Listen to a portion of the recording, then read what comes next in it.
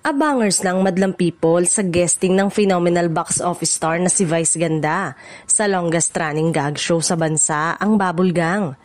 Kasama si Vice sa 30th anniversary special ng Bubble Gang kung saan makakasama niya ang kapuso comedy genius na si Michael V. Ayon kay Vice, talagang dream come true para sa TV host comedian ang makapag-guest sa naturang programa, lalo na ang makakulab ang idol niyang si Bitoy. Excited ako kagabi pa lang, syempre kasama ko si Bitoy, ang payag ni Vice sa panayam ng GMA.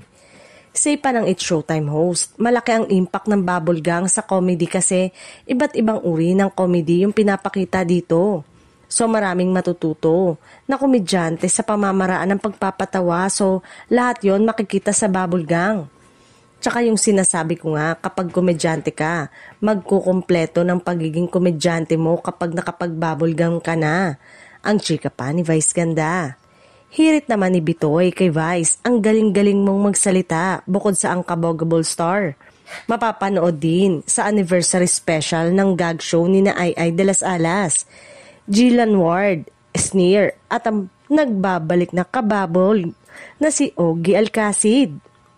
Ayon sa isang source, isa raw sa mga executive ng GMA ang nakaisip na magandang idea kung magiging regular na makakasama si Vice Ganda sa Bubble Gang. Lalo na ngayong bukas na ang mga network sa collaborations. Kung matutuloy, eto raw ang magiging kauna-unahang pagkakataon na makikita si Vice Ganda sa isang programa ng GMA matapos ang mahabang panahon bilang kapamilya star. Bagamat man nga wala pang kumpirmasyon mula sa kampo ni Vice o ng GMA Network, marami na nga agad nag-react online. Ang iba naman, curious kung paano ito mangyayari lalo na't busy pa rin si Vice sa It's Showtime at sa kanyang iba pang project sa ABS-CBN.